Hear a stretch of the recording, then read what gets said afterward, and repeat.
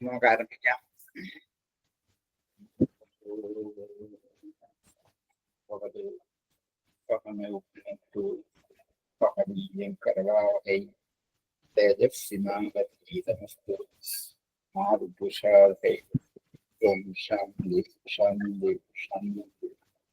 മദനീയരായ എല്ലാ ഭക്താക്കൾക്കും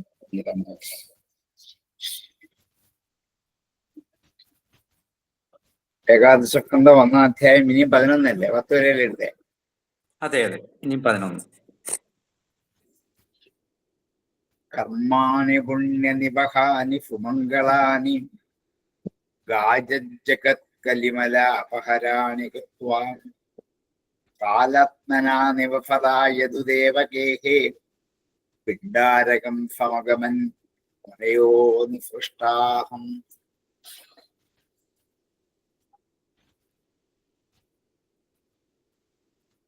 ഭഗവാൻ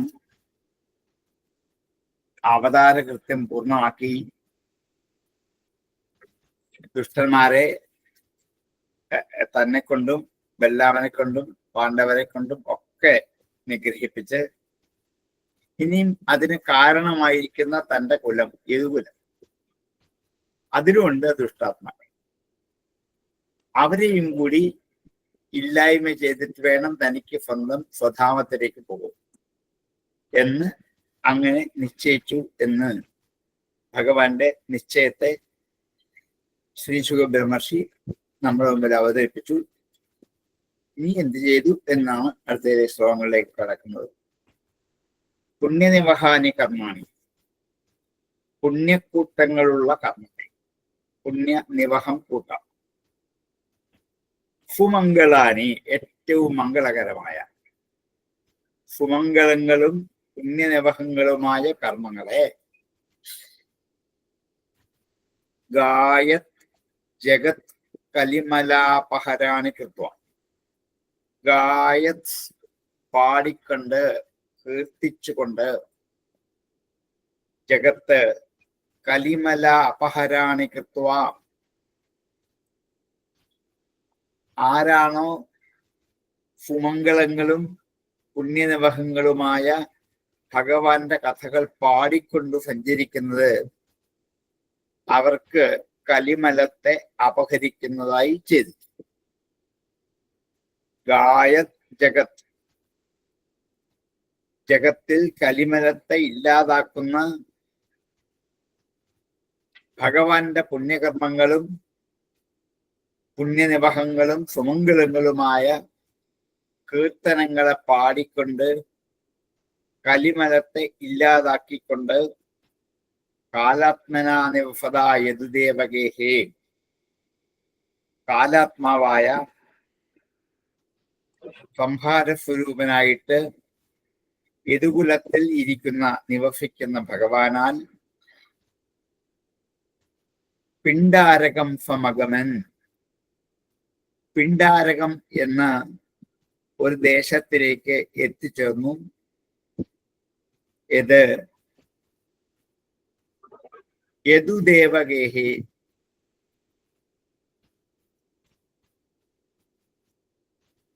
യദുദേവന്റെ ഗൃഹത്തിലുള്ള, വസുദേവന്റെ വീട്ടിലുള്ള, യാദവന്മാരുടെ ദേവനായ വസുദേവൻ, വസുദേവരുടെ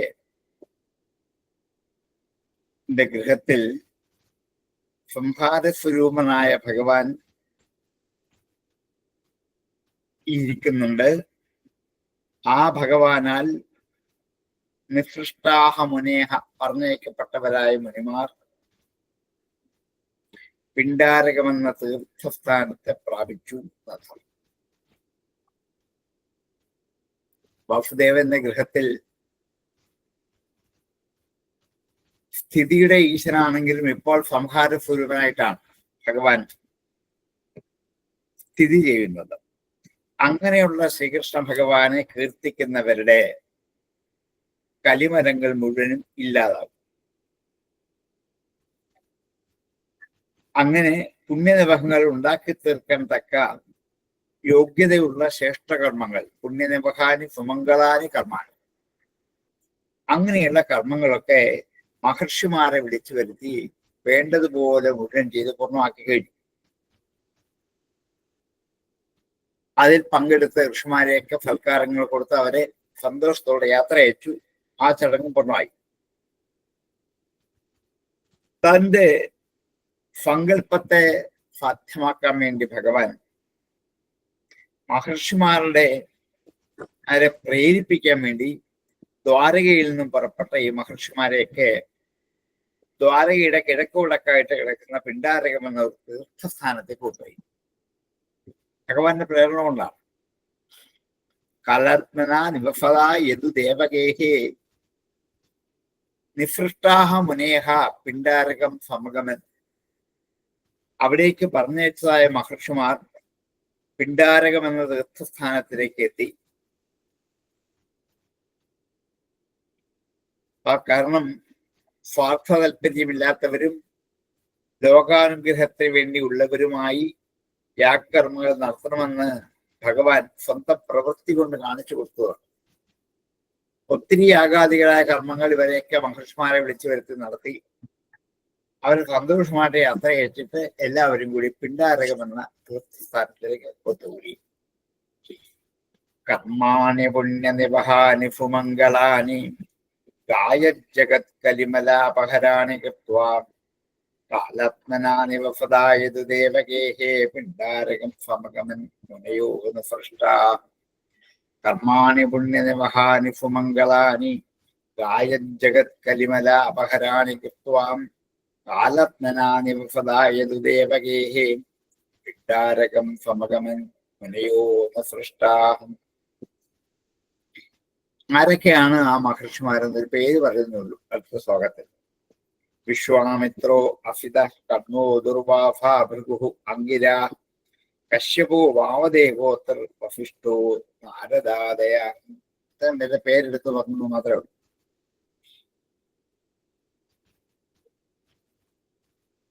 അപ്പൊ ഗൃഹസ്ഥാശ്രമത്തിലിരിക്കുന്ന ഭഗവാൻ ആരെ കൊണ്ടാണ് ഇങ്ങനെയുള്ള കർമ്മങ്ങൾ ചെയ്യിച്ചതാണെങ്കിൽ വിശ്വാമിത്രനുണ്ട്, അഫിതനുണ്ട്, അത്രി, വസിഷ്ഠൻ, നാരദൻ, അവരെ കണ്വൻ, ദുർവാസാവ്, ഭൃഗു, അംഗീരസ്, കശ്യപൻ, വാമദേവൻ, അത്രി, വസിഷ്ഠൻ, നാരദൻ തുടങ്ങിയവരായ ഭഗവാന് വേണ്ടി കർമ്മം ചെയ്യാൻ ദ്വാരകയിൽ വന്നു ചേർന്ന മഹർഷിമാരിവരൊക്കെയാണ്. ഇവർ ഭഗവാന്റെ പ്രേരണ കൊണ്ട് പിണ്ടാരകത്തിലേക്ക് യാത്രയായി. അപ്പൊ ഒരു ശാപം കൊണ്ടാണ് യദുകുലം നശിക്കാൻ പോകുന്നത് എന്നുള്ളത് സാർത്ഥകമാക്കാൻ വേണ്ടി ശാപത്തിന് ബാഹ്യമായൊരു കാരണം വേണമല്ലോ. കാരണമില്ലാതെ ശപിക്കാൻ പറ്റില്ല. അതിനുവേണ്ടി യാദവ ബാലകന്മാരെയും ഭഗവാൻ പിണ്ടാരകത്തിലേക്ക് പോകാൻ പ്രേരിപ്പിച്ചു. അവരും കൂടി ഇങ്ങനെ എല്ലാവരും കൂടി ആ തീർത്ഥസ്ഥലത്ത് എത്തി. വിശ്വാമിത്രോസിത കർണോ ദുർവാസാ ഭൃഗുരംഗിര കശ്യപോ വാമദേവോത്തർ വസിഷ്ഠോ നാരദാദയാം. വിശ്വാമിത്രോസിത കർണോ ദുർവാസാ ഭൃഗുരംഗിര കശ്യപോ വാമദേവോത്തർ വസിഷ്ഠോ നാരദാദയാം. ശ്രീനന്ദസ്ഥാനുപൗ പ്രജകുമാരായതുനന്ദനാഹം ഉപസംഗൃഹ്യ പപ്രച്ഛു വിനീതവത്. ക്രീഡന്തഃ താൻ ഉപവൃജ്യ. കളിക്കുന്ന അവരുടെ അടുത്തേക്ക് എത്തിയിട്ട് ഉപവൃജ്യ അടുത്തെടുത്ത് യദുനന്ദനാഹ കുമാരാഹ. യദുനന്ദനന്മാരായ കുമാരന്മാർ കളിച്ചുകൊണ്ടിരിക്കുകയാണ്. അവരുടെ അടുത്തേക്ക് എത്തിയിട്ട് ഉപസംഗൃഹ്യ കളിയൊക്കെ പൂർത്തീകരിച്ചിട്ട് പപ്രച്ഛുഹു ചോദിച്ചു. അവിനീതാഹ വിനീതവത്. വിനയമില്ലാത്തവരെ വിനയമുള്ളവരെ പോലെ അഭിനയിച്ചുകൊണ്ട് ഇങ്ങനെ ചോദിച്ചു. യാദവകുമാരന്മാരൊക്കെ ആ പിണ്ടാരകം എന്ന തീർത്ഥസ്ഥാനത്തെത്തി. അവിടെത്തി അവർ കളിച്ചുകൊണ്ടിരുന്നു. കുട്ടികളെ വെച്ച് ഞാൻ കളിക്കുകയാണ്. അവരെ കളിക്കിടയിൽ നിശ്ചയിച്ചു ഒരു നേരം പോക്ക് കളിക്കണം എന്ന് വിചാരിച്ചു. ഒരു തമാശ. ഉള്ളിൽ വിനയമില്ല. ഇതാണ് ഭഗവാൻ ഇവരെ നിഗ്രഹിക്കണം വിചാരിക്കാൻ കാരണം. ഉള്ളിൽ വിനയമില്ല, പക്ഷെ പലപ്പോഴും വിനയമുള്ളവരെ പോലെ അഭിനയിക്കും പല സന്ദർഭങ്ങളിൽ. അങ്ങനെ ഈ കുമാരന്മാരുടെ സ്വഭാവം ദുഷിച്ചത് വിധി കൊണ്ട് വന്നു ചേരുന്നതാണ്. അതുകൊണ്ടാണ് യദുനന്ദനന്മാർ എന്ന് പ്രത്യേകം എടുത്ത് പറയാൻ കാരണം. യാദവന്മാരാണ്, തന്റെ ആൾക്കാരൊക്കെയാണ്. പക്ഷെ എന്ത് ചെയ്യാം, അവർക്ക് ഈ വിനയാദികളായ സദ്ഗുണങ്ങൾ ഇല്ലാതിരുന്ന സമയത്ത് അപ്പോഴാണ് ആപത്തുകളും വിഷമതകളും അടിക്കടി വന്നു ചേർന്നുകൊണ്ടേയിരിക്കുന്നത്. ക്രീഡന്തസ്ഥാനുപൗവ്രജ്യ കുമാരായ നന്ദന ഉപസംഗൃഹ്യ പപ്രച്ചു അവിനീതാവിനീതവത്.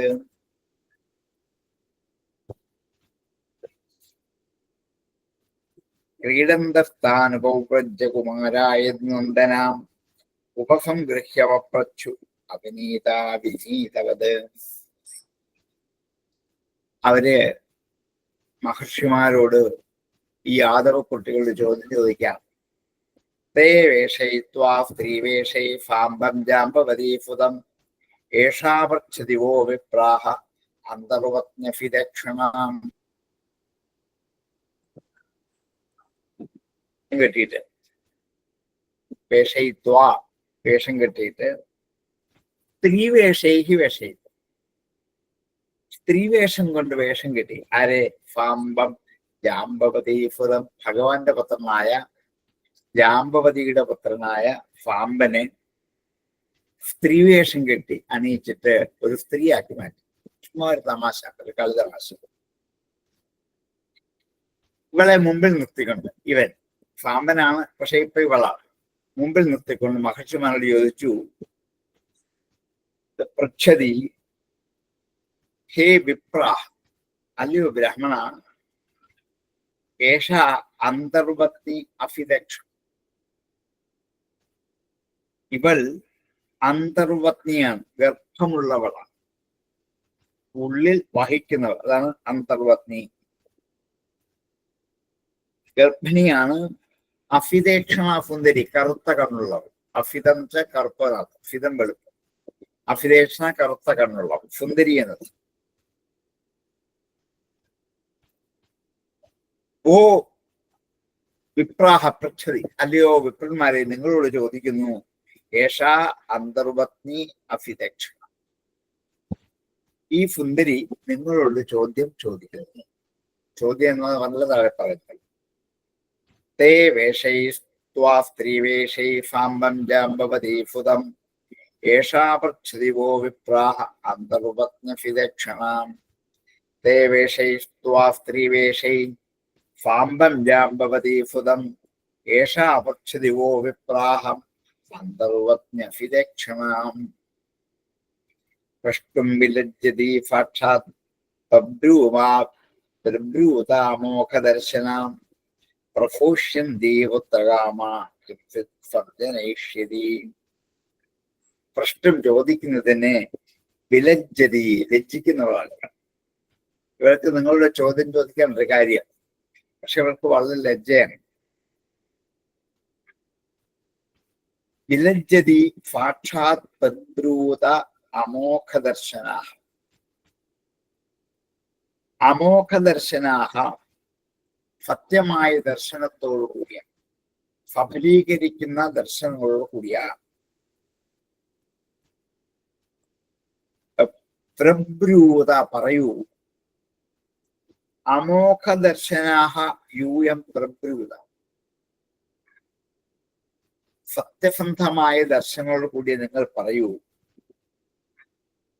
പ്രഫോഷ്യന്തി പുത്രകാമാം, പുത്രനെ ആഗ്രഹിച്ചുകൊണ്ടാണ് ഇവൾ പ്രസവം അടുത്തിരിക്കുന്നവൾ.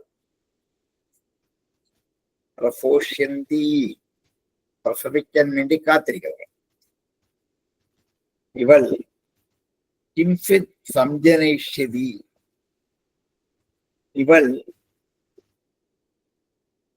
പുത്രകാമയാണെങ്കിലും എന്തൊന്നിനെ, കിംഫിത് എന്തൊന്നിനെ, സംജനയിഷ്യതി ജനിപ്പിക്കും. പുത്രകാമയാണിവൾ. അപ്പൊ ഉണ്ടാകുന്നത് പുത്രനാണോ പുത്രിയാണോ മറ്റെന്തെങ്കിലും ആണോ എന്നിങ്ങനെ ആശങ്ക ഉള്ളിലുള്ളത് കൊണ്ട് അവർ ഇവളെ കൊണ്ട് ചോദിപ്പിച്ചു. ലജ്ജാവതി ആണെങ്കിലും ലജ്ജ കൈവിട്ടു എന്ന് ചോദിച്ചു, ഇവൾ സാക്ഷാൽ ലജ്ജിക്കുന്ന അമോഘ ദർശനമുള്ളവളായ ഇവൾ, അങ്ങനെയുള്ള നിങ്ങൾ അത് പറയൂ,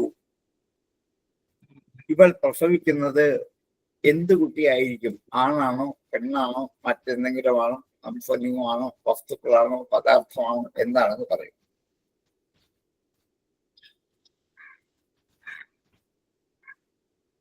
ഇവൾ കുട്ടിയെ പ്രസവിക്കും.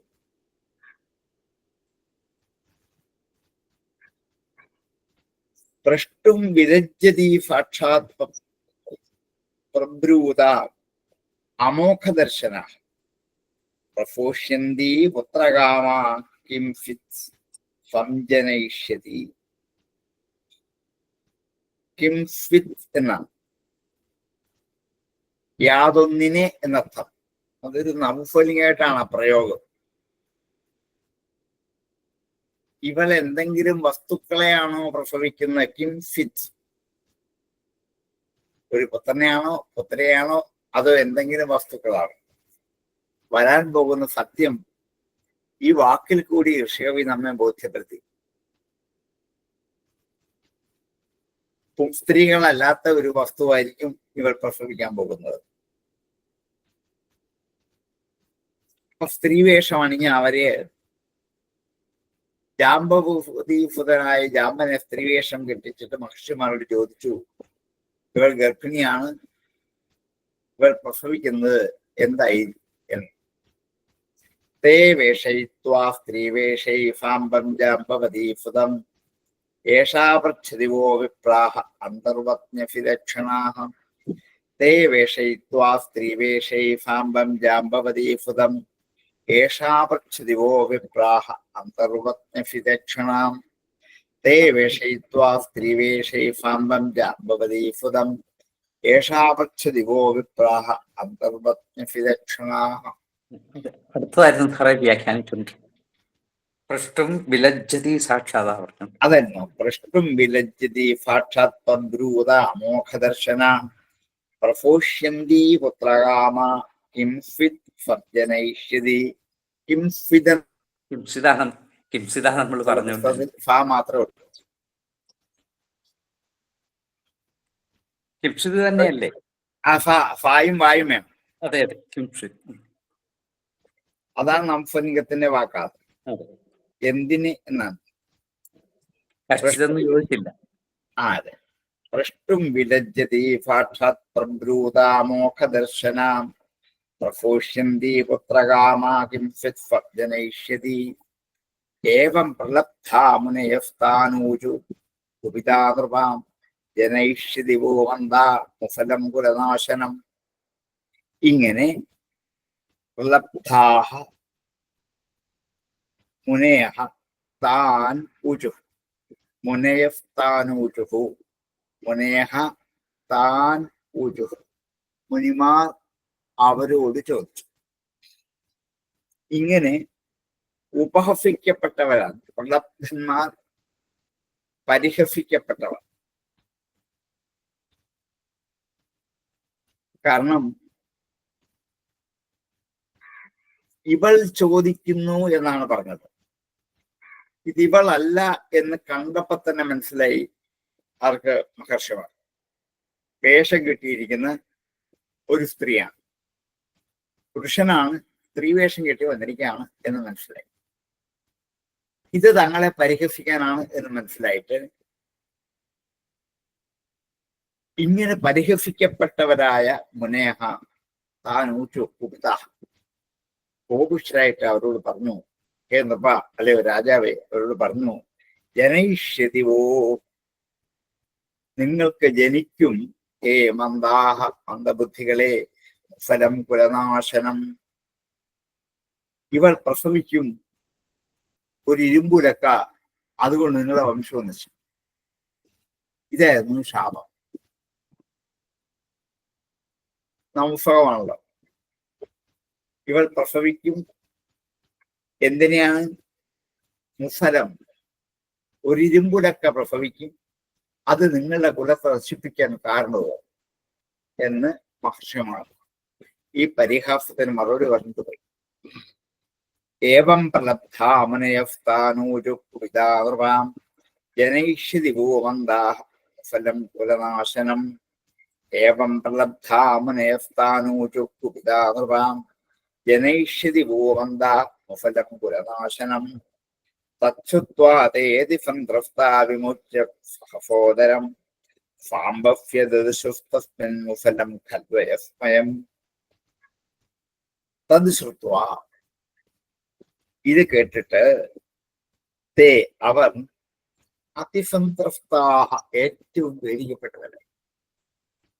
ഇവര് വിചാരിച്ചത് ആൺകുട്ടിയാണ് പെൺകുട്ടിയാണ് എന്നൊക്കെ പറയും എന്നാണ് വിചാരിച്ചത്. അപ്പൊ എന്ത് ചെയ്യണം? വേഷം അഴിച്ചു മാറ്റിയിട്ട് ഇത് ഒരു പുരുഷനാണ് എന്ന് പറഞ്ഞ് അവരെ ഒന്ന് കളിയാക്കും. ഇതാണ് അവിനീതാഹ. വിനീതവത് മുമ്പത്തെ ശ്ലോകത്തിൽ പറഞ്ഞത്. ഇവർ അവനീതന്മാരാണ്, പക്ഷെ വിനയമുള്ളവരെ പോലെ അഭിനയിച്ചു നടക്കണം. ഇത് കളിക്ക് വേണ്ടിയായിരുന്നു ഇങ്ങനെയൊക്കെ വേഷം കെട്ടിച്ചത്. തച്ഛ്രുത്വാത്തെ അതിസന്ത്രസ്താഹ, അവർ ഏറ്റവും പേടിച്ചവരായി. വിമുച്യ സഹസോദരം. സഹസോദരം അല്ല, സഹസാ ഉദരം. വിമുച്യ സഹസോദരം. സഹസാ ഉദരം വിമുച്യ. സഹസ പെട്ടെന്ന് ആ പാമ്പന്റെ വയറിനെ അഴിച്ചു നോക്കിയപ്പോൾ, വിമുച്യ വയറിലാണല്ലോ ഗർഭം കെട്ടി തുണികളൊക്കെ വെച്ച് കെട്ടി ഇങ്ങനെ ഗർഭിണിയാണെന്ന് കാണിച്ചത് വയറാണ്. അവരെന്ത് ചെയ്തു? ഇതൊക്കെ ഇനി അഴിച്ചു, ഈ തുണിക്കെട്ടുകളൊക്കെ. സഹസാ ഉദരം വിമുച്യ സഹസോദരം വിമുച്യ. ആരുടെ? സാംബവ്യ, സാമന്റെ. ദദിശുഹു കണ്ടു, തസ്മിൻ മുഫലം, അവിടെ ഒരു ഇരുമ്പുലക്ക കണ്ടു. എങ്ങനെ? അയഫ്മയം. അയഫ് ഇരുമ്പ്. ഉലക്ക കണ്ടു, അത് ഇരുമ്പുമയമായ ഉലക്കയാണ്, തടി കൊണ്ടൊന്നും ഉള്ളതല്ല. മുഫല ഉലക്കം, ഉലക്ക എന്നേ ഉള്ളൂ മുഫലം. അയഫ്മയം മുഫലം എന്ന് പറയുമ്പോൾ ഇരുമ്പിന്റെ മയമായി തീർന്ന ഒരു മുഫലത്തെ അവർ കണ്ടു. വേഷം അഴിച്ചപ്പോൾ വയറിന്റെ സ്ഥാനത്ത് ഒരു മുഫലം ഇരിക്കും. ഒന്നും കിട്ടിയല്ല വെച്ചത്. അവർ അത്ഭുത ശ്രദ്ധരായി. തച്ഛുത്വാതേതി സന്ത്രസ്താ വിമുച്യ സഹസോദരം സാംബവ്യ ദദിശുസ്തസ്മിൻ മുഫലം ഖൽവയസ്മയം. തച്ഛുത്വാതേതി സന്ത്രസ്താ വിമുച്യ സഹസോദരം സാംബവ്യ ദദിശുസ്തസ്മിൻ മുഫലം ഖൽവയസ്മയം. കിം കൃതം മന്ദഭാഗ്യേർന്ന കിം വദിഷ്യന്തി നോ ജനാ ഇതി വിഹ്വലിതാഗേഹാൻ ആദായ മുഫലം ചെയ്യൂ. കിം കൃതം, എന്ത് ചെയ്യും? മന്ദഭാഗൈ, ഭാഗ്യമില്ലാത്ത നമ്മൾ നീ എന്താണ് ചെയ്യേണ്ടത്? കിം വദിഷ്യന്തി നോ ജനാഹ, നമ്മളെ കുറിച്ച് ജനങ്ങൾ എന്തു പറയും? ഇത് വിഹ്വലിത, ഇങ്ങനെ വിഹ്വലിതകളായി ഭയപ്പെട്ടവരായിട്ട് ഗേഹാൻ ആദായ, വീടുകളിലേക്ക് മുഫലം ആദായ ചെയ്യും. ഗേഹാൻ ആദായ മുഫലം ചെയ്യും. ഗേഹാൻ മുഫലം ആദായ ചെയ്യും. വീടുകളിലേക്ക് ഇരുമ്പുലക്കയുമായി തിരിച്ചുപോയി. അങ്ങോട്ട് പോകുമ്പോഴൊന്നും കാര്യമില്ല, തിരിച്ചു വന്നപ്പോ ഉണ്ട്. സ്ത്രീവേഷമൊക്കെ മാറ്റി, അയച്ചു മാറ്റി. കിം കൃതം മന്ദഭാഗ്യെന്ന കിം വദിഷ്യന്തി നോ ജനാം ഇതി വിഹ്വലിതാഗേഹാൻ ആദായ മുഫലം ചെയ്യൂ. കിം കൃതം മന്ദഭാഗ്യെന്ന കിം വദിഷ്യന്തി നോ ജനാം ഇതി വിഹ്വലിതാഗേഹാൻ ആദായ മുഫലം ചെയ്യൂ. തച്ചോപനീയ ഫദസി പരിമ്ലാനമുഖശ്രിയാം രാജ്ഞാവേദയഞ്ചക്രു സർവയാദവസന്നിധോ. തദിച്ച ഉപനീയ, ആ ഇരുമ്പുലക്കയെ കൊണ്ടുവന്നിട്ട് ഇവിടെ സദസ്സിൽ യാദവന്മാരുടെ സദസ്സിൽ കൊണ്ടുവന്നിട്ട് പരിമ്ലാന മുഖശ്രീയ മുഖശ്രീ വാടിയവരായി. പരിമ്ലാനം വാടിയവർ, മുഖത്തിന്റെ തേജസ്സെന്ന ആ മുഖത്തിന്റെ ഐശ്വര്യം മുഴുവൻ വാടിപ്പോയി. കാരണം വിഹ്വലിതന്മാരാണ്. എന്താ സംഭവിക്കാൻ പോകുന്നത് അറിയാൻ മേല. എന്തോ ഒരാപത്തിന്റെ സൂചന ഒരു മണക്കുന്നുമുണ്ട്. എന്തുകൊണ്ട് എങ്ങനെ സംഭവിച്ചു എന്നറിയില്ല.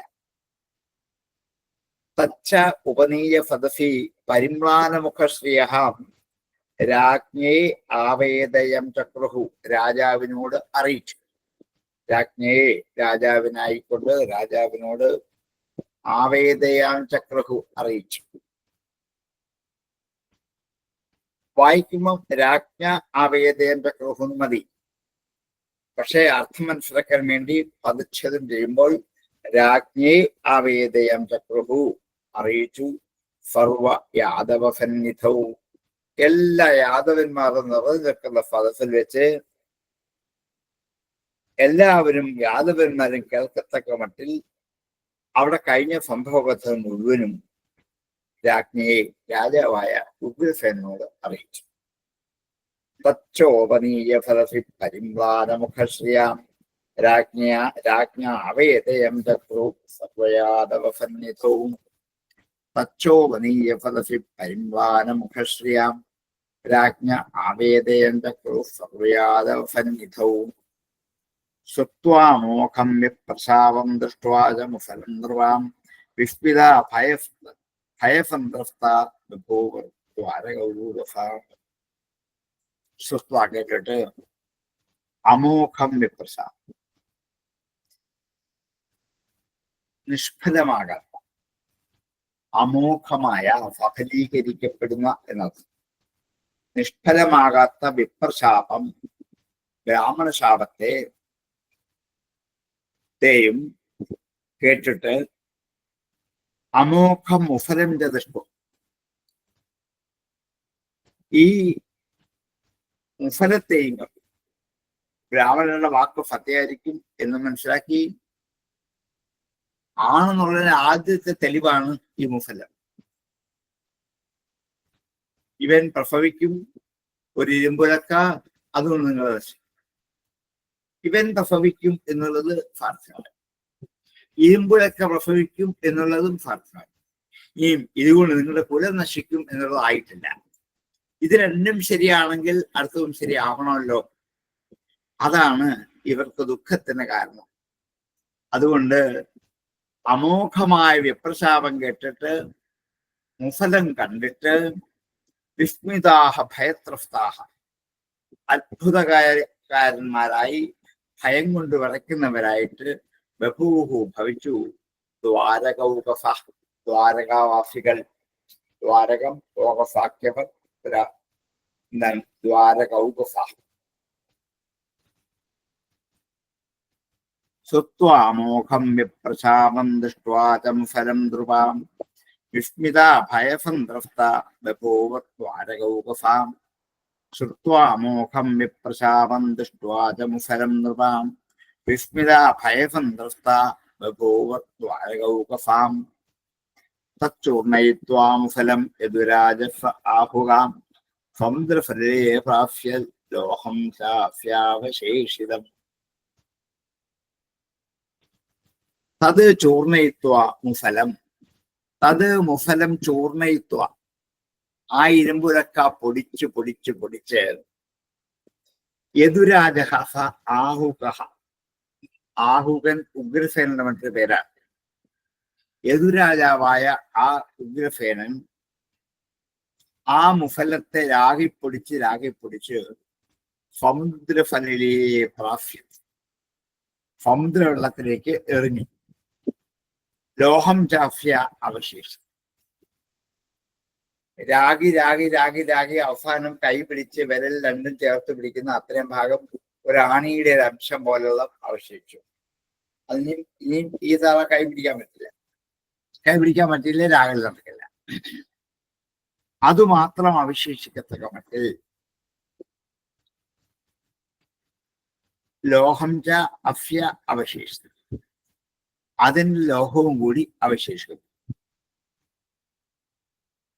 യാദവന്മാരാകട്ടെ തങ്ങളുടെ രാജാവായ ഉഗ്രസേനന്റെ നിർദ്ദേശം അനുസരിച്ച് ആ ഇരുമ്പുലക്ക പൊടിച്ചു രാഗെ പൊടിച്ചു കള്ളിക്കളി. ഇനി അത് വരില്ലല്ലോ. പക്ഷേ അതിന്റെ അവസാനത്തെ അംശം വരാകാൻ പറ്റാതായി, കൈകൊണ്ടിരിക്കാൻ പറ്റാതെ അത് കടലിലേക്ക് എറിഞ്ഞിട്ട് സ്വസ്ഥമായിട്ട് പോകും. ഇരുമ്പൊക്കെ ഇല്ലല്ലോ, ഉണ്ടെങ്കിലേ അതുകൊണ്ട് നാശം ഉണ്ടാവുകയുള്ളൂ. ഈ രണ്ടും ശരിയായി.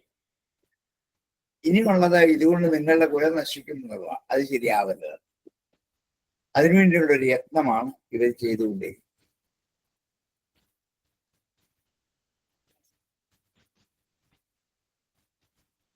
തച്ചൂർണയിത്വാമുഫലം യദുരാജ ആഹുക സമുദ്രഫലേ പ്രാപ്യൽ ലോഹം ജാഫ്യാവശേഷിതം. തച്ചൂർണയിത്വാമുഫലം യദുരാജ ആഹുകാം സമുദ്രഫലേ പ്രാപ്യൽ ലോഹം ജാഫ്യാവശേഷിതം. കശ്ചിന്മത്സ്യോഗ്രഫീ ലോഹം ചൂർണാനി തരളൈസ്തദാം ഉഹ്യമാനാനി വേലായാം ലഗ്നാന്യാസൻ കിലൈതകാഹ. കശ്ചിത് മത്സ്യ അഗ്രഫീത് ലോഹം. കടലിലേക്ക് വലിച്ചെറിഞ്ഞ ആ ലോഹം ഒരു മത്സ്യം വിഴുങ്ങി. കശ്ചിത് മത്സ്യു അഗ്രഫീത് വിഴുങ്ങി ലോഹം ചൂർണാനി തരളൈസ്തദ. ചൂർണങ്ങളായ ആ പൊടികളാകട്ടെ ഉഹ്യമാനാഹ വളർന്നു വന്നിട്ട് വേലായാം ലഗ്നാനി ആസൻ തീരത്ത് പതിഞ്ഞു നിന്നിട്ട് കില ഏതകാഹ കിലൈതകാഹ ഏതകപ്പുല്ലുകളായി ഭവിച്ചു എന്നർത്ഥം. ഒരു മത്സ്യം ആ ലോഹം വിഴുങ്ങി. ഇവര് പൊടിച്ചു വെള്ളത്തിൽ കലക്കിയ പൊടികളൊക്കെ അടുത്ത തിരമാലയ്ക്ക് തീരത്തേക്ക് അടിഞ്ഞു വന്നിട്ട് അത് പതുക്കെ കിളിച്ച് ഏതകപ്പുല്ല് എന്നുള്ള പേരിൽ ഒരു പുല്ലായി. നല്ല കട്ടിയുണ്ട്, ഇമകളുണ്ട്, അത് തൊടാൻ പറ്റില്ല, കൈയിലെടുക്കാൻ പറ്റില്ല, ഇതെല്ലാം അപകടമാണ്. അങ്ങനെയുള്ള ഏതകപ്പുല്ലുകളായിട്ട് ഭവിച്ചു. കശ്ചിൻ മത്സ്യു ഗഫിൽ ലോഹം ചൂർണാനിതളൈസ്തദാം ഉഹ്യമാനാനി വേലായം ലഗ്നാന്യാസൻകിലൈതകാഹ.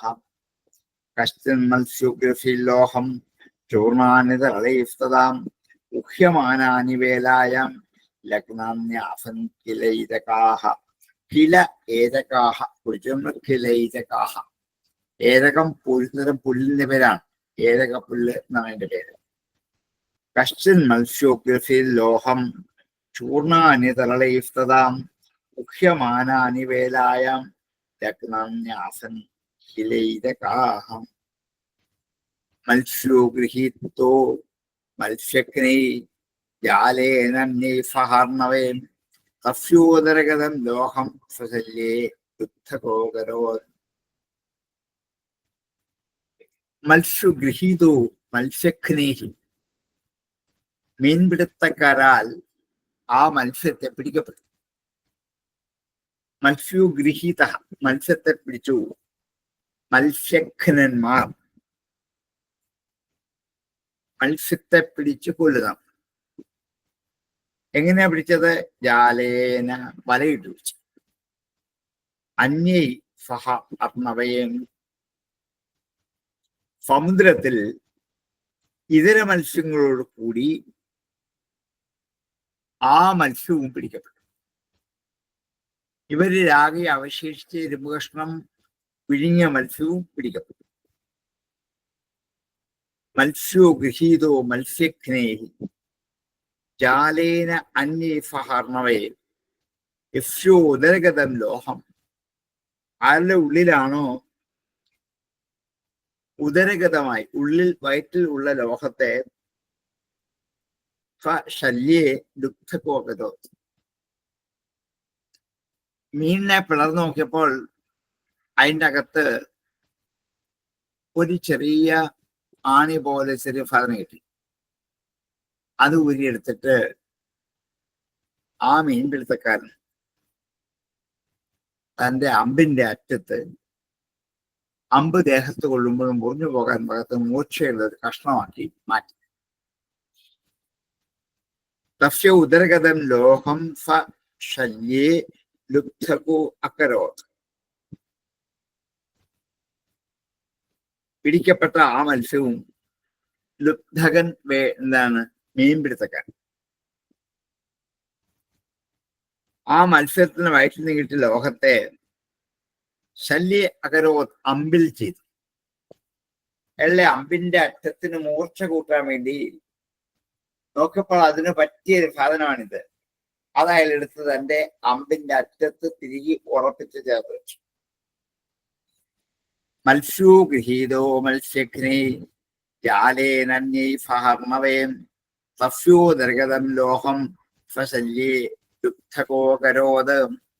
മത്സ്യോ ഗൃഹീതോ മത്സ്യഘ്നേ ജാലേനന്യൈ ഫഹർണവേം തസ്യോദരഗതം ലോഹം സ്വശല്യേ യുദ്ധകോ കരോത്. ഭഗവാൻ ജ്ഞാതസർവാർത്ഥം ഈശ്വരോപി തദന്യഥാം കർത്തും നൈച്ഛത് വിപ്രശാപം കാലരൂപ്യന്വമോദതാം. ഭഗവാൻ ജ്ഞാതസർവാർത്ഥ, എല്ലാ കാര്യങ്ങളും അറിഞ്ഞവനായ ഭഗവാൻ ഈശ്വരൂപി, ഈശ്വരനാണ് എങ്കിൽ പോലും തത് അന്യഥാകർത്തും നയിച്ചത്, അത് മറ്റു തരത്തിലാക്കാൻ അന്യഥാകർത്തും മറ്റു തരത്തിൽ ചെയ്യുന്നതിനെ നയിച്ചത് ഇച്ഛിച്ചില്ല, ആഗ്രഹിച്ചില്ല. നയിച്ചത് അയച്ചത് നയിച്ചത്. ജ്ഞാതസർവാർത്ഥനായ ഭഗവാൻ ഈശ്വരനാണെങ്കിലും അത് മറ്റു തരത്തിലാക്കി തീർക്കാൻ ആഗ്രഹിച്ചില്ല. വേണമെങ്കിൽ വേറെ എത്ര വഴി കൂടെയൊക്കെ ഈ കഥ മാറ്റി തീർക്കായിരുന്നു. ഭഗവാൻ ഇതൊന്നും ആഗ്രഹിച്ചില്ല. എങ്ങനെ വരുന്നു അങ്ങനെ വന്നോട്ടെ. വിപ്രശാപം എന്ന കാലരൂപത്തെ അന്വമോദത അനുമോദിച്ചു. ഭഗവാൻ ജ്ഞാതസർവാർത്ഥ ഈശ്വരോപി തദന്യഥാ കർത്തും നൈച്ഛദ് വിപ്രശാപം അലരൂപ്യനുമോദത്തെ. ഭഗവാൻ ജ്ഞാതസർവാർത്ഥ ഈശ്വരോപി തദന്യഥാ കർത്തും നൈച്ഛദ് വിപ്രശാപം കാലരൂപ്യനുമോദതാം. കാലരൂപിയായ ഭഗവാൻ ആ വിപ്രശാപത്തെ അനുമോദിച്ചു. കാരണം അതിനെ മറ്റൊരു തരത്തിലാക്കി തീർക്കാൻ ആർക്കും ആവില്ല. അനുഭവിക്കേണ്ടത് അനുഭവിച്ചേ പറ്റുള്ളൂ. മാറ്റം വരുത്താൻ ഈശ്വരൻ വിജയിച്ചാലും പറ്റില്ല. അതുകൊണ്ടാണ് ദൈവാധീനവും ഈശ്വരവിശ്വാസവും ഒക്കെയുള്ള ആൾക്കാർക്ക് പോലും അപകടങ്ങളും ആപത്തും വരുന്നത് കൊണ്ടാണ്. അതൊക്കെ വിധിയാണ്. അതിനെ മാറ്റിമറിച്ച് മറ്റൊന്നാക്കാൻ ആർക്കും ആവില്ല. ഭഗവാൻ ജ്ഞാതസർവാർത്ഥ ഈശ്വരോപി തദന്യഥാം കർത്തും നൈച്ഛദ് വിപ്രശാപം കാലരൂപ്യന്വമോദതാം. ഭഗവാൻ ജ്ഞാതസർവാർത്ഥ ഈശ്വരോപി തദന്യഥാം കർത്തും നൈച്ഛദ് വിപ്രശാപം കാലരൂപ്യന്വമോദതാം. അങ്ങനെ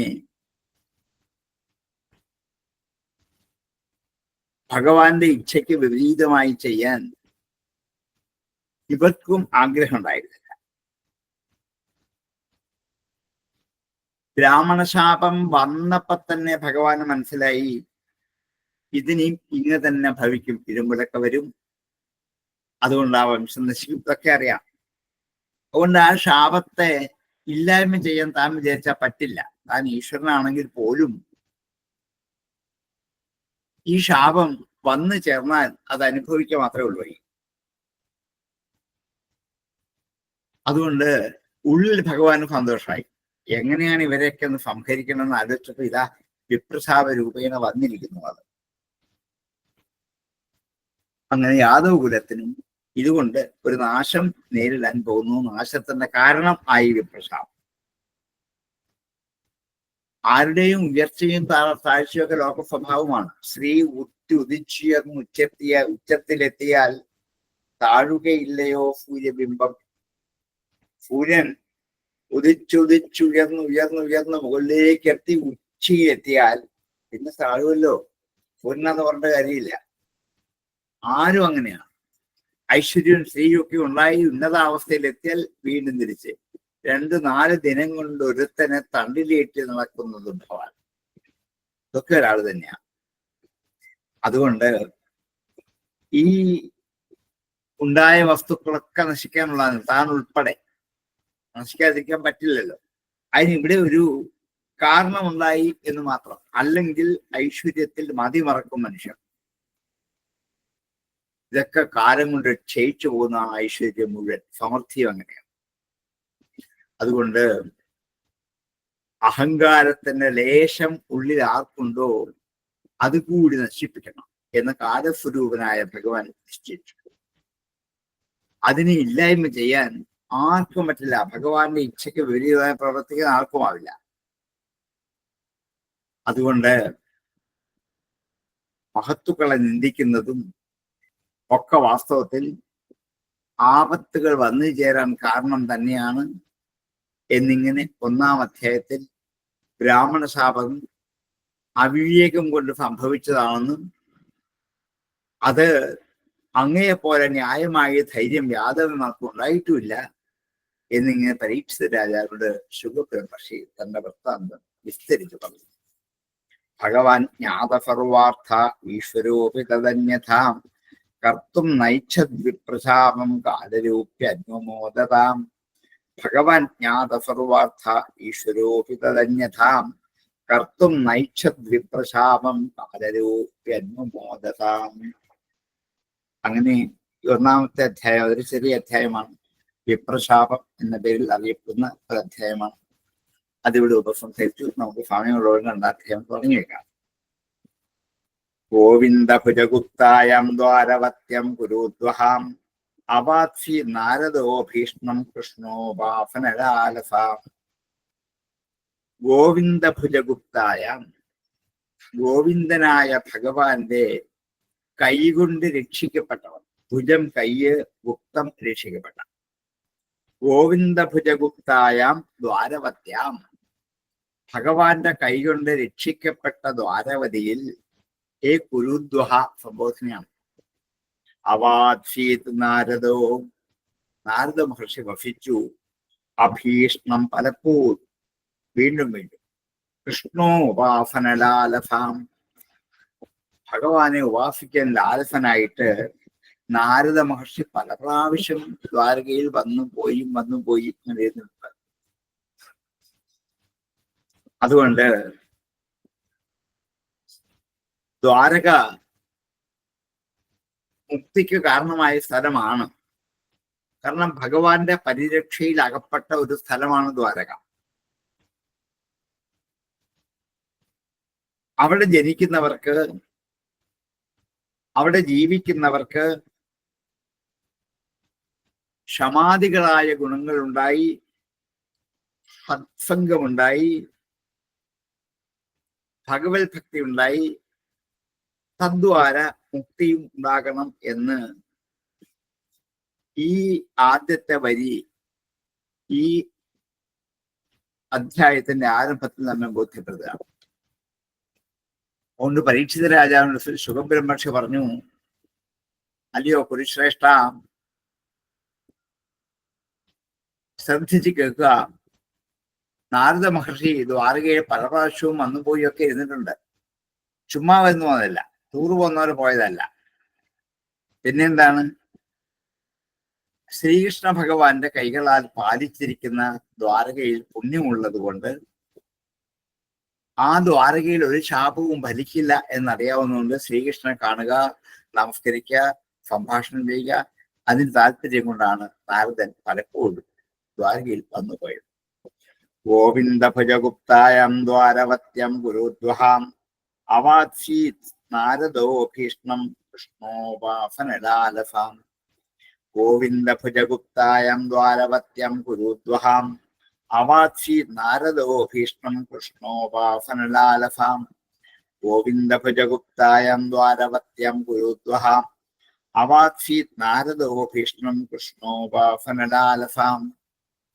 പോന്നു രാജൻ ഇന്ദ്രിയവാൻ മുകുന്ദചരണാംബുജം ന ഭജേത് സർവതോ മൃത്യു ഉപാസ്യം അമരോത്തമൈ. പോന്നു രാജൻ, രാജൻ സംബോധനയാണ്, അല്ലയോ രാജാവേ പോന്നു ആരാകട്ടെ. ഇന്ദ്രിയവാൻ, ഇന്ദ്രിയങ്ങളുള്ള ആരാകട്ടെ. മുകുന്ദചരണാംബുജം, ഭഗവാന്റെ പാദാംബുജത്തെ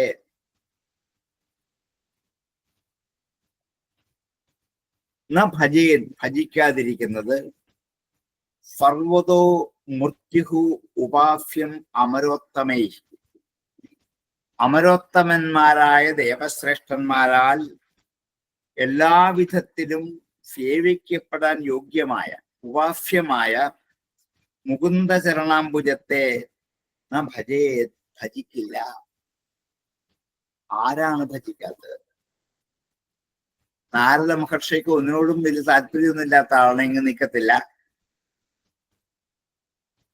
എന്ന് മാത്രമല്ല, എല്ലാ വിഷയങ്ങളും വിരക്തി വന്ന ആളാണ്.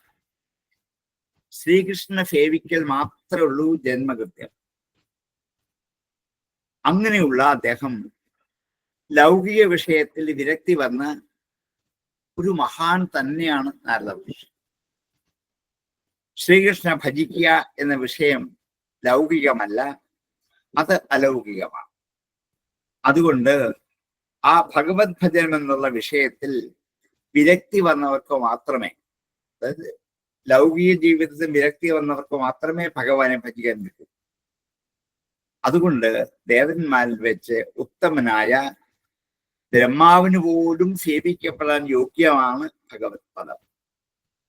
സംസാര സങ്കടത്തിൽ നിന്ന് മറുകരയെത്തിക്കാൻ ആഗ്രഹിക്കുന്നവർക്ക് മുക്തി കൊടുക്കുന്ന മുകുന്ദനാണ് ഭഗവാൻ. അതുകൊണ്ട് മോക്ഷം ആഗ്രഹിക്കുന്നവർ മുകുന്ദ പാദസേവയല്ലാതെ മറ്റൊന്നും ചെയ്യാൻ, എവിടെ ഇരുന്നാലും എന്തുപായം നോക്കിയാണെങ്കിലും മൃത്യുവിന് അധീനനായ മനുഷ്യൻ അടുത്ത ക്ഷണത്തിൽ ജീവിച്ചിരിക്കും എന്നുപോലും ആർക്കും പറയാൻ പറ്റാത്തവനായ മനുഷ്യൻ ഒരു ശ്വാസം വിടാനുള്ള സമയം കിട്ടിയാൽ അത് ലാഭം എന്ന് വിചാരിച്ചാൽ അടുത്ത ശ്വാസത്തിൽ ഞാൻ ഉണ്ടാകുമെന്ന് ആർക്കറിയാം? അപ്പൊ അടുത്തൊരു ശ്വാസം വിട്ട് ആശ്വസിക്കാൻ പറ്റിയാൽ അതൊരു ജന്മാന്തര പുണ്യമാണ്. ഇത് കിട്ടുന്ന ആർക്ക് പറയാൻ പറ്റും?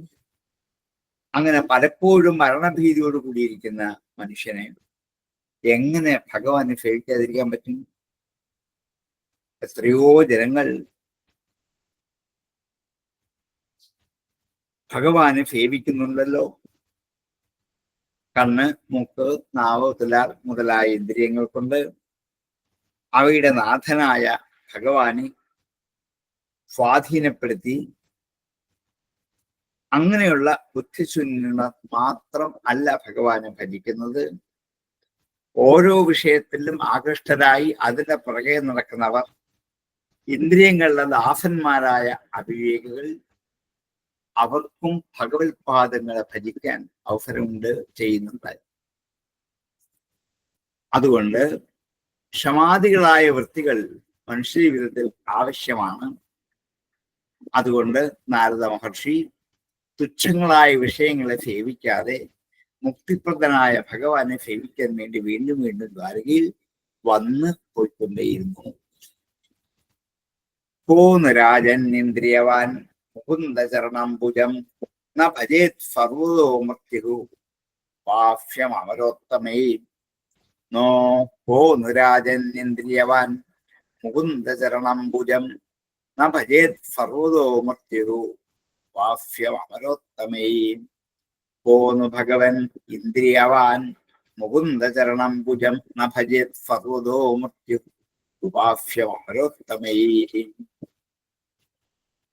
തമേകദാ തു ദേവർഷിം വസുദേവോ ഗൃഹാഗതം അർച്ചിതം സുഖമാസീനം അഭിവാദ്യേതമബ്രവീത്. തം അവനെ, ഏകദ ഒരിക്കൽ, തു ആകട്ടെ, ദേവർഷിം തം ദേവർഷിയായ ആ നാരദനെ ഒരിക്കലാകട്ടെ, ഗൃഹാഗതം നാരദ വീട്ടിലേക്ക് വന്നവനായ നാരദനോട് വസുദേവൻ അർച്ചിതം പൂജിക്കപ്പെട്ട നാരദനോട് സുഖമാഫീനും സുഖമായിരിക്കുന്ന നാരദനോട് അഭിവാദ്യ ഇതം അബ്രവീത്, അഭിവാദ്യേതമബ്രവീത്, അഭിവാദ്യം ചെയ്തിട്ട് ഇങ്ങനെ ചോദിച്ചു എന്ന്. ഒരിക്കൽ നാരദ മഹർഷി വസുദേവ ഗൃഹത്തിലെത്തി.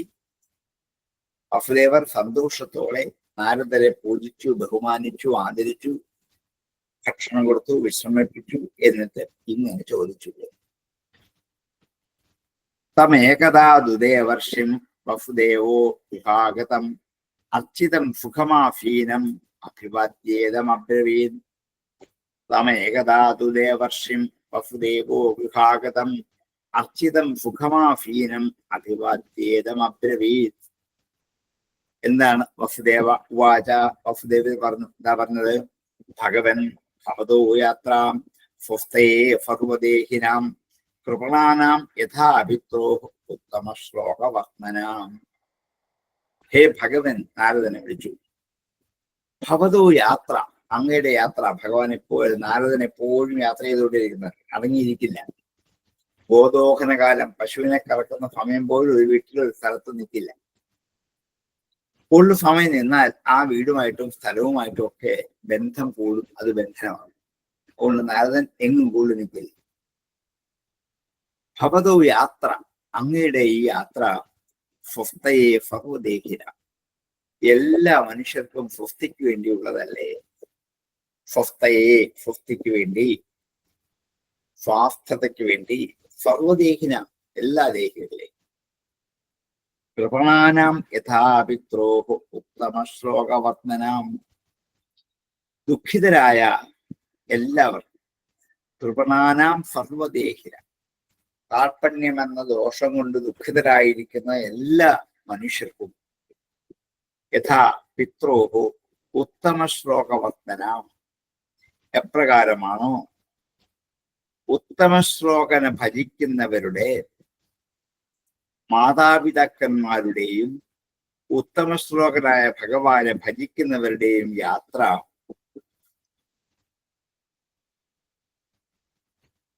ദുഃഖിക്കുന്ന എല്ലാ ജനങ്ങളെയും ഉയർത്തിക്കൊണ്ടെന്ന് സ്വസ്തി ഉണ്ടാക്കി കൊടുക്കാൻ വേണ്ടി മാത്രം ആണല്ലോ.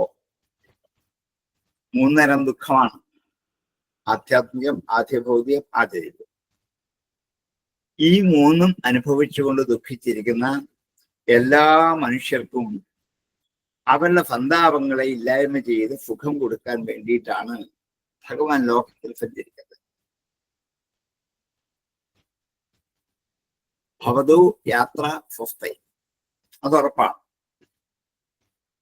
അച്ഛന്മാരുടെ സംഘത്തിലേക്ക് പോയത് അവരുടെ പുത്രന്മാരെ മാത്രം അനുഗ്രഹിച്ച് സുഖിപ്പിക്കാൻ വേണ്ടിയിട്ടാണ്. അതുപോലെയല്ല അങ്ങയുടെ ഇപ്പോഴത്തെ വരവ്. ജന്മമെടുത്തവരെ എല്ലാം അനുഗ്രഹിക്കാനാണ്. ലോകക്ലേശത്തെ മുഴുവൻ ഇല്ലാതാക്കുന്ന കാരുണ്യവാനായ ലോകപിതാവായ ആകുന്നു അങ്ങ് എന്നർത്ഥം. അതുകൊണ്ട് എന്റെ വരവ് കൊണ്ട് മറ്റുള്ളവർക്ക് എങ്ങനെ സുഖമുണ്ടാകും എന്ന് ചോദിച്ചാൽ, സംസാര ദുഃഖത്തിന്റെ കാരണം അറിവില്ലായ്മ. അത് അവിദ്യ. അവിദ്യ നശിപ്പിച്ച് ആത്മാനന്ദം ഉണ്ടാക്കി കൊടുക്കാനുള്ള മാർഗം ഭഗവത് സേവ മാത്രമാണ്. അതുകൊണ്ട് ഭഗവാനെ ഇന്ന വിധം സേവിക്കണമെന്ന് അങ്ങ് ഉപദേശിക്കുന്നു. അതുകൊണ്ട് അറിവുണ്ടാക്കി കൊടുത്ത് അറിവില്ലായ്മ നശിപ്പിച്ച് അങ്ങേപ്പോലുള്ള മഹാത്മാക്കളുടെ അനുഗ്രഹം തന്നെ. അതുകൊണ്ട് ഭഗവത് ഭക്തന്മാരുടെ സംസാരമാകുന്ന രാജവീതിയിൽ കൂടി സഞ്ചരിക്കാൻ ഭഗവത് സമീപത്തിൽ ചെയ്തു ഉറപ്പാണ്. മാതാപിതാക്കന്മാരുടെ ആഗമനം, അവരുടെ സന്തോഷം, മഹാജനങ്ങളുടെ ആഗമനം, സകല ദുഃഖിതരെയും സന്തോഷം. അതുകൊണ്ട് അങ്ങയുടെ ആഗമനം എല്ലാ ജനങ്ങൾക്കും ഒരുപോലെ സുഖമുണ്ടാക്കുന്നതാണ് എന്ന് ഉറപ്പാണ്. കാരണം എല്ലാ ജീവജാലങ്ങളുടെയും പാപത്തെ കഴുകിക്കളയാൻ വേണ്ടിയാണ് നാരദൻ നാമം ഉച്ചരിച്ചുകൊണ്ട് നടക്കുന്നത്. എപ്പോൾ നാരം ത്യതി ഖണ്ഡയതി നാരദ, നരസമൂഹത്തിൽ വ്യാപരിച്ച പാപം എന്നർത്ഥം. അതിനെ ഗതി ഖണ്ഡയതി സംഹരിക്കുക. നമ്മളാരും നാമം ചൊല്ലില്ല എന്ന് അറിഞ്ഞുകൊണ്ട് തന്നെ നാരദൻ നാമം ചൊല്ലിക്കൊണ്ടേ പോകുള്ളൂ എപ്പോഴും. നാരദന് വേണ്ടിയിട്ടല്ല, നമ്മൾക്ക് വേണ്ടിയിട്ടാണ്. അങ്ങനെ ഈ നാരമെന്ന പാപത്തെ, മനുഷ്യരുടെ സകല പാപങ്ങളെയും യതി ഖണ്ഡയതി ഖണ്ഡിക്കുന്നവൻ ആരോ അവനാണ് നാരദൻ എന്ന ആ വാക്കിന്റെ അർത്ഥം സാർത്ഥകമാണെന്ന് വാസുദേവർ സൂചിപ്പിക്കാം. ഭഗവൻ ഭവതോ യാത്രാം സ്വസ്തേ സർവദേഹിനാം കൃപണാനാം യഥാപിത്രോഹു ഉത്തമ ശ്ലോകവർണ്ണനാം. ഭഗവൻ ഭവതോ യാത്ര സ്വസ്തേ സർവദേഹിനാം കൃപണാനാം യഥാപിത്രോഹു ഉത്തമ ശ്ലോകവർണ്ണനാം. ഭഗവൻ ഭവതോ യാത്ര സ്വസ്തേ സർവദേഹിനാം കൃപണാനാം യഥാപിത്രോഹു ഉത്തമ ശ്ലോകവർണ്ണനാം എന്നിങ്ങനെ ഇവർ തമ്മിലുള്ള സംവാദമാണ് ഇനി നടക്കാൻ പോകുന്ന വിഷയം. അതിലേക്ക് നമുക്ക് അടുത്ത ദിവസം പ്രവേശിക്കാം. നമ്മുടെ സമയം ഏതാണ്ടായിരിക്കാം. സംശയമുള്ളവർക്ക് ചോദിക്കാം, അല്ലെങ്കിൽ നമുക്കിവിടെ ഉപസംഹരിക്കാം.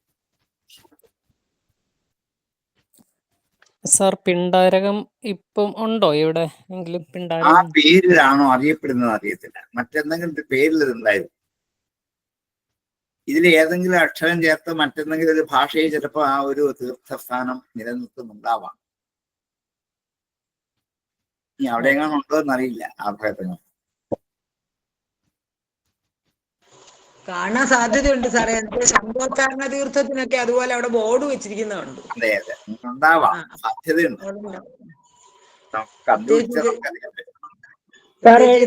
ഭണ്ഡാരകം എന്നാ പറഞ്ഞിരിക്കുക. ഭണ്ഡാരകവൻ. ഏതാ? ഭണ്ഡാരകം. ഭണ്ഡാരം. എന്ന് എഴുത്തച്ഛൻ പറഞ്ഞിരിക്കുന്നു. അതെ അതെ അതെ. അത് ഉച്ചാരണ ഭേദം കൊണ്ട് വരാം. ആയിരിക്കാം. ഋഷീശ്വരന്മാരെല്ലാം സ്വന്തം ഉത്കർഷത്തിന് വേണ്ടി പ്രാർത്ഥിക്കാറില്ലല്ലോ, ഇല്ലേ സാർ? ഇല്ലില്ല, അവർ മറ്റുള്ളവർക്ക് വേണ്ടിയിട്ടാണ്. അവരെല്ലാവരും പ്രാർത്ഥിക്കുന്ന മറ്റുള്ളവർക്ക് വേണ്ടിയാണല്ലോ. കാരണം അവരുടെ ആവശ്യത്തിനാണെങ്കിൽ അവർക്ക് എവിടെയെങ്കിലും സഞ്ചരിക്കാൻ വേണ്ട, പോവുകയും വേണ്ട, ഒന്നും വേണ്ട, ഏതെങ്കിലും കാട്ടിൽ അവസ്ഥ ചെയ്ത് മുക്തി നേടി പോയാൽ മതി. അതെ. പക്ഷെ അവര് സഞ്ചരിച്ചു പോകുന്ന മുഴുവനും മറ്റുള്ളവർക്ക് നന്മ ഉണ്ടാക്കാൻ വേണ്ടിയാണ്. അതെ. നാരദൻ നാമം ജപിച്ചുകൊണ്ട് പോകുന്നു, ഇതെല്ലാവരും കേൾക്കട്ടെ എന്ന് വിചാരിച്ചാണ്. അതെ. അപ്പോൾ നമ്മളും അതുപോലെ വേണം പ്രാർത്ഥിക്കാനും. തീർച്ചയായിട്ടും നമ്മുടെ കാര്യമല്ല അവിടെ പറയേണ്ടത്. ലോകാ സമസ്ത സുഖിനോ ഭവന്തു എന്ന് എപ്പോഴും നമ്മെ പഠിപ്പിച്ചതാണ്. ലോകസംഗ്രഹമാണ് ജീവിത ലക്ഷ്യം, സ്വാർത്ഥതയല്ല എന്നർത്ഥം. സാറേ, ജാമ്പവതി പുത്രനെ തന്നെ തെരഞ്ഞെടുക്കാൻ വല്ല കാരണമുണ്ടോ? സാമ്പനെ ഒന്നുമില്ല, ആ കൂട്ടത്തിൽ ഉണ്ടായിരുന്നതിൽ ഇതിന് പറ്റിയ ഒരാളായിരുന്നു അത്രയുള്ളൂ. ശരി സാർ. സ്വന്തം മകനെ തന്നെ ഭഗവാന്റെ കൂടെ ആയാലും, ഭഗവാൻ കൂടെ ഉണ്ടായാലും അഹങ്കാര ലേശം വന്നു പോയാൽ ആപത്ത്. അതല്ലേ പറഞ്ഞേ, ഇനി തനിക്കൊന്നും ചെയ്യാൻ പറ്റില്ല. ആദ്യം പറഞ്ഞു വെച്ചതാണ്. ഈശ്വരൻ കൂടെ ഉണ്ടെന്ന് പറഞ്ഞാലും അനുഭവിക്കുന്നതൊക്കെ അനുഭവിച്ചു തീർക്കണം. വിശേഷന്റെ കഥ നോക്കൂ. ശ്രീകൃഷ്ണ ഭഗവാൻ എല്ലായ്പ്പോഴും കൂടെ ഉണ്ടായിട്ട് എന്തുമാത്രം വിഷമം അനുഭവിച്ചു. കാട്ടിൽ പോയി കിടന്നു, കഷ്ടപ്പാട് സഹിച്ചു, കാണാതെ കുറെ കാലം വസിച്ചു. ഇതൊക്കെ ആവശ്യമുണ്ടോ? കൃഷ്ണൻ കൂടെ ഇല്ലായിരുന്നോ? അപ്പൊ ഇതൊക്കെ അനുഭവിക്കുന്ന മുഴുവൻ വിധിപൂർവ്വം അനുഭവിച്ചേ പറ്റുള്ളൂ. അതുകൊണ്ട് തന്നെയായിരിക്കും സ്വന്തം മകനെ തന്നെ ഇതിനു വേണ്ടി നിയോഗിച്ചത്. അതെ, കാരണം യാദവന്മാരെല്ലാം തന്നെ ഇല്ലാതാകണം, താൻ ഉൾപ്പെടെ. അതുകൊണ്ട് തന്റെ തന്നെ ഒരു പുത്രനായി കഴിഞ്ഞാൽ മറ്റാർക്കും ആക്ഷേപം വരില്ലല്ലോ. ഇതൊക്കെ നേരത്തെ പ്ലാൻ ചെയ്തുകൊണ്ട് തന്നെയാണ്. ഇന്നലത്തെ ബ്രഹ്മസ്തുതിയിൽ പറഞ്ഞതിനെ ഒന്നുകൂടെ സമർത്ഥിക്കുന്ന ഒരു പ്രകരണമായിരുന്നു പഞ്ചമത്തിലെ അതിന്റെ ഒരു സമർത്ഥനം. കാരണം ഭഗവാൻ തന്നെ എല്ലാത്തിനും നിയന്താവായിട്ടുള്ള ഭഗവാന്റെ ഇച്ഛ, അതിന് യാതൊരു മാറ്റവും വരത്തില്ല, ഉണ്ടാവില്ല. അതല്ലേ പറഞ്ഞേ, മൂക്കുകയറിട്ട് കെട്ടി വലിച്ചുകൊണ്ട് നടക്കുന്നത് പോലെ സർവചരാചരങ്ങളും അതിൽ ഒരേ മാതിരി തന്നെ ബന്ധിക്കപ്പെട്ടിരിക്കുന്നു. മാറ്റിമറിക്കാൻ നമുക്ക് പറ്റില്ല, ആര് വിചാരിച്ചാലും പറ്റില്ല. അതുകൊണ്ട് ഇതിനെക്കാട്ടി കൂടുതൽ സ്പഷ്ടമായിട്ട് എങ്ങനെയാണ് എന്ത് സ്പഷ്ടമായിട്ടാണ് മനുഷ്യ ജീവിതത്തെ കുറിച്ച് വ്യാസൻ നമ്മെ ബോധ്യപ്പെടുത്താൻ ഓരോ സന്ദർഭത്തിൽ ഓരോ ഉദാഹരണങ്ങൾ കൂടി വ്യക്തമാക്കുക. എന്ത് ഉദാഹരണങ്ങളാണ് ഓരോന്നും പറയുന്നത്? അല്ല, എത്ര ശാസ്ത്രീയമായിട്ടുള്ള ഒരു കാഴ്ചപ്പാടാണെന്ന്. അതെ അതെ അതെ. കാരണം യാതൊന്ന് ഭവിച്ചിട്ടുണ്ടോ അതിനെല്ലാം അന്ത്യം സംഭവിച്ചേ പറ്റത്തുള്ളൂ. പറ്റുള്ളൂ. അതെ, താൻ ഉൾപ്പെടെ അങ്ങനെ വരും. അത് ഉറപ്പാണ്. കാരണം നിരന്തരമായിട്ട് നടക്കുന്ന ഒരു പ്രക്രിയയാണ്. അതെ അതെ. അത് ഈ പ്രപഞ്ചത്തിൽ ഇങ്ങനെ നടന്നുകൊണ്ടേയിരിക്കും, ഉണ്ടാവുക, വളരുക, നശിക്കുക, പൊക്കൊണ്ടേയിരിക്കുക. കർമ്മബന്ധങ്ങളെ കുറിച്ച് ആർക്കും നമുക്കൊന്നും പറയാൻ പറ്റില്ല. നമുക്ക് ഒരുപാട് ചോദ്യങ്ങൾ ചോദിക്കാനുണ്ടാകും. അതെ അതെ അതെ. എല്ലാത്തിനും ചിലപ്പോൾ ഉത്തരം കിട്ടിക്കോണമെന്നുമില്ല. അല്ല, ഭാഗവതം വെറും ഭക്തി മാത്രമല്ല, ഒരു മനുഷ്യ ജീവിതത്തെ വിശകലനം ചെയ്ത് അവതരിപ്പിക്കുന്ന ഒരു മനോഹരമായ ശാസ്ത്രമാണെന്നൊരു തിരിച്ചറിവ് നമുക്കുണ്ടായെങ്കിലേ ഇതിനോട് ആദരവുണ്ടാകും. വെറുതെ വായിച്ചു വിടാനുള്ളതല്ല. അല്ല അല്ല അല്ല അല്ല. ശരിക്കും ഓരോ ഓരോ ശ്ലോകത്തിനും അതിൻ്റെതായ പ്രാധാന്യം ഉണ്ടെന്നുള്ളതാണ് ഓരോ ശ്ലോകങ്ങളും എടുത്ത് ഇങ്ങനെ നമുക്ക് അങ്ങനെ ചിന്തിച്ച് ഇങ്ങനെ എത്ര സമയം വേണമെങ്കിൽ അത് വെച്ച് ചിന്തിച്ചെന്ന് പാത്. അതെ, അതിനുള്ള മഹത്വം അതിൻ്റെ അകത്തൊക്കെ ഉണ്ട്. ആ വാക്കിലൊക്കെ ഒതുക്കി വെച്ചിട്ടുണ്ട്. ഇവിടെ അവരായാലും കർമ്മഫലം മരമുള്ളത് കൂടെ ഒരു ഭാഗമല്ലേ സാറേ? അതെ, കർമ്മഫലം ആർക്കും അനുഭവിച്ചേ പറ്റുന്ന, അത് മാറ്റം വരുത്താൻ പറ്റില്ല. ബ്രഹ്മായേന കുലാലവന്നി ബ്രഹ്മാണ്ട ഭാണ്ഡോദരി. ബ്രഹ്മാവ് ഒരു കുലാലനെ പോലെ എല്ലാ ദിവസവും സൃഷ്ടിക്കുക. അതന്നെ കർമ്മഫലം. ഒരു ദിവസം പോലും അതിന് അവധി കിട്ടത്തില്ല. ഈ പ്രപഞ്ചത്തിന്റെ അന്തിമ നിമിഷം വരെയും സൃഷ്ടിക്കണം. നോക്കൂ ബ്രഹ്മാവിന്റെ കർമ്മഗതി. അതുപോലെ വിഷ്ണുരിയേന ദശാവതാര കുഹരേക്ഷിപ്തോ മഹാസങ്കടേ. വിഷ്ണു മാറി മാറി ദശാവതാരങ്ങൾ എടുത്തുകൊണ്ടേയിരിക്കണം. എന്ത് കഷ്ടതയായി വിഷ്ണു അനുഭവിക്കുന്നത്. മത്സ്യമായിട്ട്, കൂർമ്മമായിട്ട്, വരാഹമായിട്ട്, നരസിംഹമായിട്ട്, എന്തൊക്കെ രൂപത്തിലാണ് വരേണ്ടത്. ഇതിന് ഇളവും വിഷ്ണുവിനുണ്ടാവില്ല. കലി വരെ തീർന്ന വീണ്ടും മത്സ്യം വഴി പിന്നെയും തുടങ്ങായി. എവിടെയാ വിശ്രമം കിട്ടുക? വിഷ്ണു പറയുക, ഞാനൊന്ന് വിശ്രമിക്കട്ടെ. ഇല്ല, പറ്റില്ല, കർമ്മം ചെയ്തുകൊണ്ടേ. ശംഭുരിയേന കപാല പാണി പടകോ ഭിക്ഷാടനം പോവതെ. ശിവൻ തന്റെ കയ്യില് ഒരു തലയോട്ടി പോലത്തെ സാധനം കൊണ്ട് നടന്ന് ഭിക്ഷ അയച്ചുകൊണ്ടേ കഴിയുക. ഭിക്ഷാടനമാണ് പരമേശ്വരന്റെ ഗതി. അതിനെ മാറ്റിമറിക്കാൻ ആരെ കൊണ്ട് പറ്റും? ബ്രഹ്മാവ് വിചാരിച്ചാൽ പറ്റില്ല, വിഷ്ണു വിചാരിച്ചാൽ പറ്റില്ല, ആരും വിചാരിച്ചാൽ പറ്റില്ല. അതുപോലെ എന്താണ്, സൂര്യൻ എല്ലാ ദിവസവും ഉദിച്ച് അസ്തമിച്ച് ഇങ്ങനെ പ്രയാണം ചെയ്തുകൊണ്ടേയിരിക്കുന്നു. അതിനെ മാറ്റാൻ ആരെ കൊണ്ട് പറ്റും?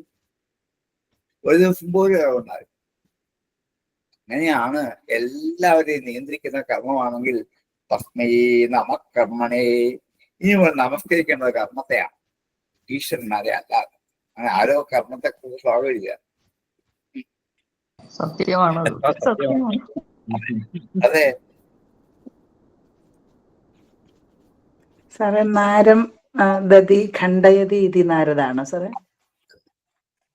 അത് നാരം എന്ന പാപത്തെ നീക്കുന്ന ആളെന്നാണ്. നരം എന്ന വാക്കിനർത്ഥം പാപം എന്നാണ്. നരസമൂഹത്തെ ബാധിച്ചിരിക്കുന്നത് എന്തോ അതാണ് പാപം.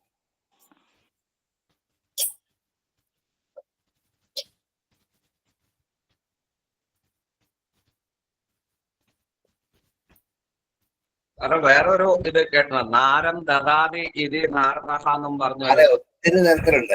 അവിടെ നാരത്തിന് ജ്ഞാനം എന്നർത്ഥം. മനുഷ്യനിൽ കുടികൊള്ളുന്ന ആത്യന്തികമായ ജ്ഞാനം മനുഷ്യനിലുണ്ട്. പക്ഷെ അത് കണ്ടറിയാൻ എപ്പോഴും പറ്റാറില്ല. ആ ജ്ഞാനത്തെ ദാനം ചെയ്യുന്നവനാണ് എന്നും. നാരം എന്നുള്ളതിന് വെള്ളം എന്നർത്ഥമുണ്ട്. സകല ജീവജാലങ്ങൾക്കും അവയെ നിലനിർത്താൻ ആവശ്യമായ വെള്ളം പ്രദാനം ചെയ്യുന്നതുകൊണ്ട് നാരദൻ എന്നിങ്ങനെ ഒത്തിരി അർത്ഥങ്ങൾ ആ വാക്കിന് കൽപ്പിക്കുന്നുണ്ട്. ഇവിടെ ഈ അർത്ഥം പറഞ്ഞു. നാരത്തിൽ സ്ഥിതി ചെയ്യുന്നുണ്ട് നാരായണൻ എന്നുള്ള പേരും അങ്ങനെ വന്നായിരിക്കും അല്ലേ സാറേ? അതെ, നാരത്തിലായനം ചെയ്യുന്നുണ്ട്. വെള്ളത്തിൽ, ജ്ഞാനത്തിൽ, വെള്ളത്തിലൊക്കെ ഒത്തിരി അർത്ഥം നാരായണ സ്മൃതിയിലുണ്ട്.